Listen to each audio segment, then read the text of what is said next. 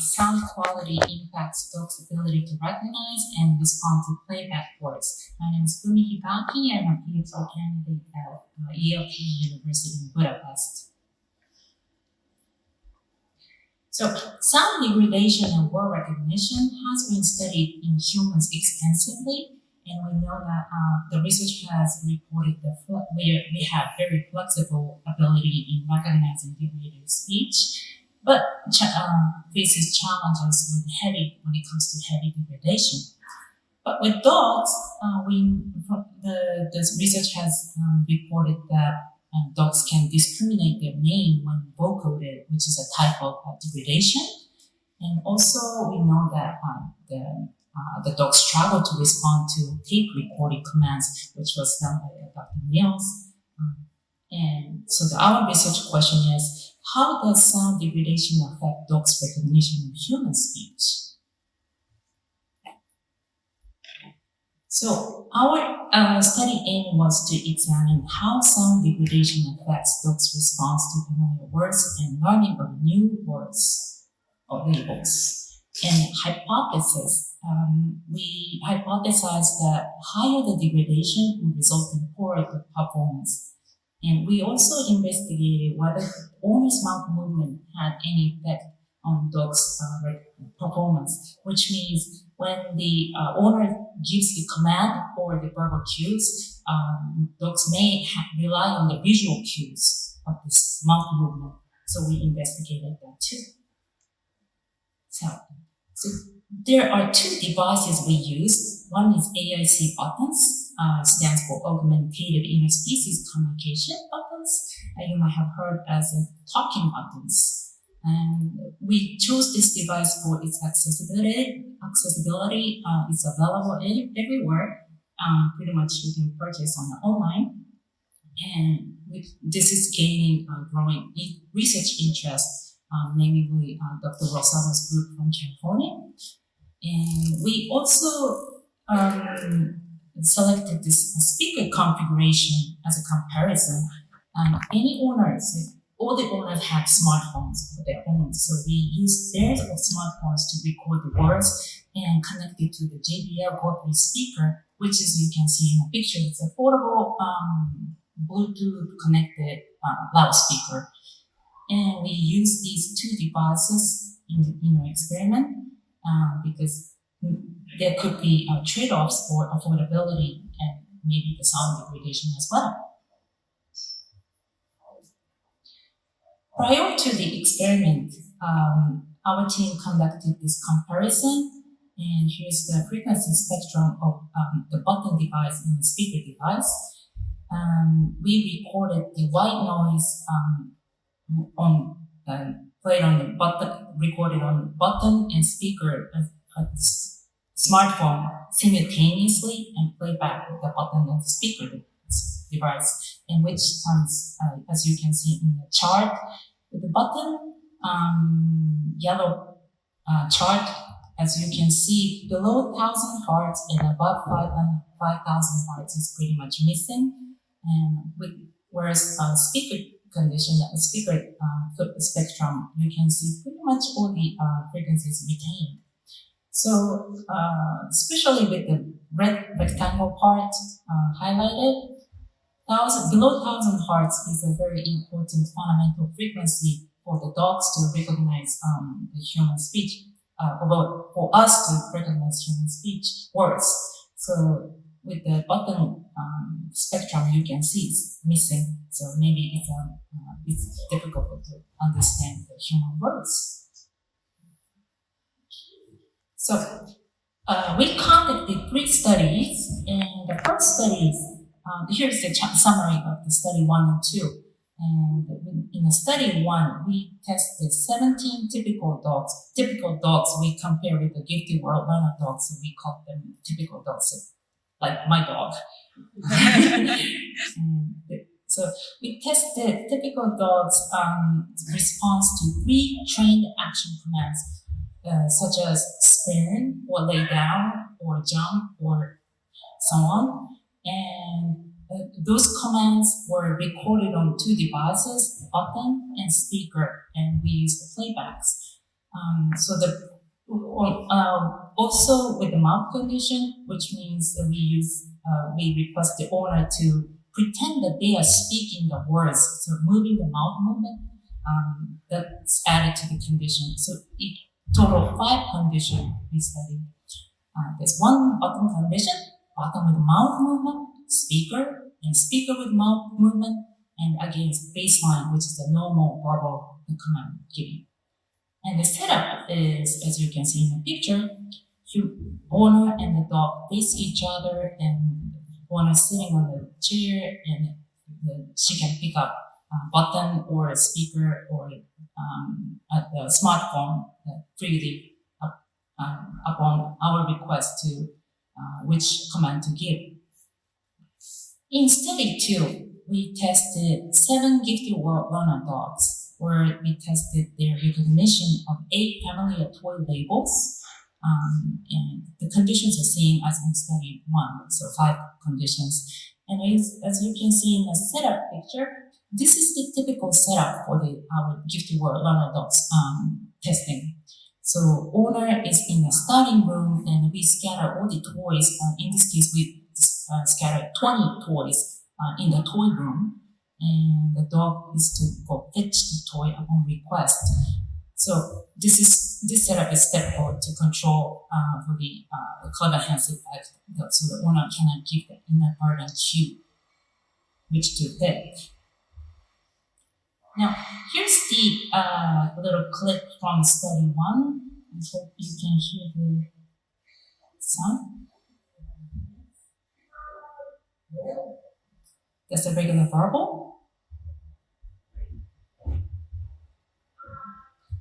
That was button.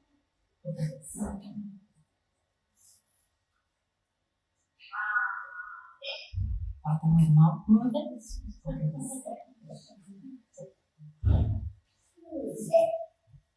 Speaker.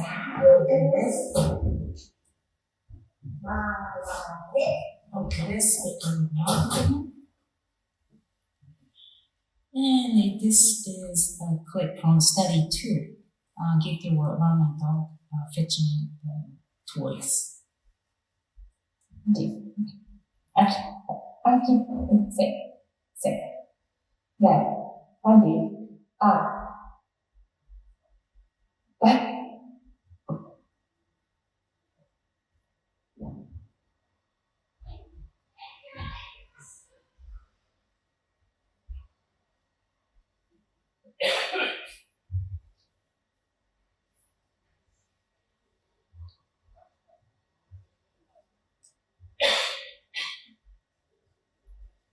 You can go back.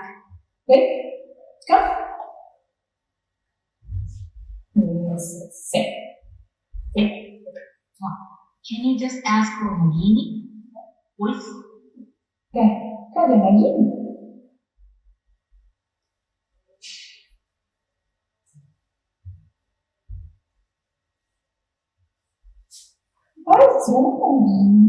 Okay, you probably didn't hear the sound when the owner first pressed the button, because we use the Zoom. With the Gifted World Learner Dogs, we use the Zoom online conference software to conduct this test, and the Zoom cancel out the noise, button noise. So you didn't hear it, but it was there. Now, here's the results of study 1 and 2. Across study 1 and 2, we observed that verbal cue that was nearly 100%. In both groups, they performed close to 100%. And with the speaker condition, it came around 70%. And with button condition, it even dropped to around 30%. So in discussion, regardless of scale and task differences, playback quality significantly affects success in both groups. And we did not find any effect of the mouth movement. In study 3, we investigated whether gifted learner dogs can learn new toy labels from playbacks only. And in this study, we used the JBL and the smartphone configuration only because they were from the study 1 and 2. We found that the dogs can recognize that dogs can respond to the cues around 70% of the time, the trials. So we decided to use this configuration.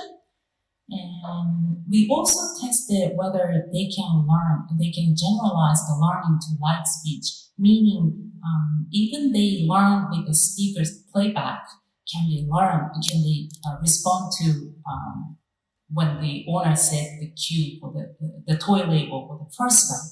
So we tested with the generalization part as well. And this is the video of how the owner teach the new toy labels to the dogs using the speaker playback. Hey girl, hey girl, hey girl, that's here. Hey girl, that's here. Okay. So they do a play session to teach new toy label. This is the summary of the outline of study 3. We tested 9 gifted world learner dogs, and there are 2 phases. One is control and another is a treatment. In each phase, we instructed the owner to teach 4 new toys. In control phase, they were to teach 4 new toy labels in a regular way, using their own voice through the play sessions. And in treatment phase, they were instructed to teach another 4 toy labels, new toys. And this was only used the playback, recorded on the smartphone and playback with the speaker. And both the phases, they were given 2 weeks each to teach these toy labels.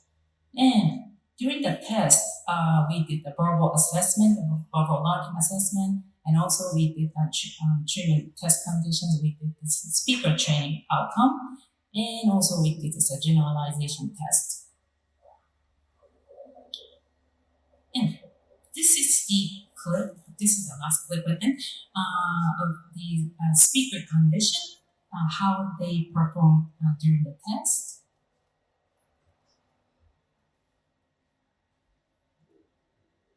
So that's one of the new ones we want. For a second. Okay. And ask for PLAT. So get your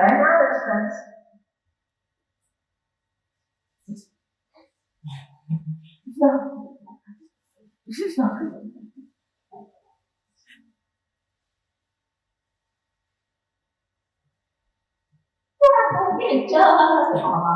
Good job. Good girl. So requesting the owner to say just once, play the speaker sound of once in each test.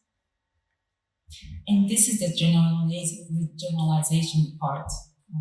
First, she will say we strictly told them not to say the name around the dog, because we are teaching the dog the new toy labels with speaker sound. So never say the word directly. But now we are requesting the owner on the spot during the test. Can you say the name? So she is kind of surprised. So that's one of the new ones, but you want me to do it verbally? Yes. Okay. For the first time, yes. So get your raccoon.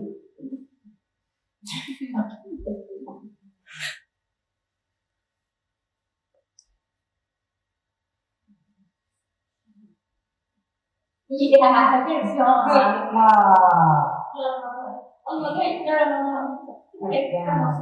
And in all studies, we semi-randomize the order of toy requests and conditions. No same toys, but repeating more than twice consecutively. And here's the result. The training outcome of the first part is the verbal. With the verbal, they performed around 80%. So 84% of the time, the trials, and with speaker condition, they succeeded around 53% of the trials. So training outcome, 30% higher success in verbal learning, than the speaker. And when it comes to generalization to light speech, gifted learner dogs, they generalized to light speech. They were able to generalize the speaker learning words to the light speech, even though they heard it for the first time. And surprisingly, what's interesting is that they perform slightly better. We observed a trend to better success with the light speech. So, in discussion, gifted learner dogs learn new toy labels via speaker, lower success than verbal learning. And gifted learner dogs generalized to light speech and tended to perform better in this condition. And maybe this is due to the naturalness and the familiarity of the situation. In summary, dogs can recognize degraded speech to some extent. And sound quality impacts dogs' ability to recognize recorded words. And citizen science research requires practical and accessible devices for participants. But ensuring sufficient audio quality is crucial for dogs to recognize sounds and obtain reliable results. And thank you very much, and please visit the GDOC site. Thank you.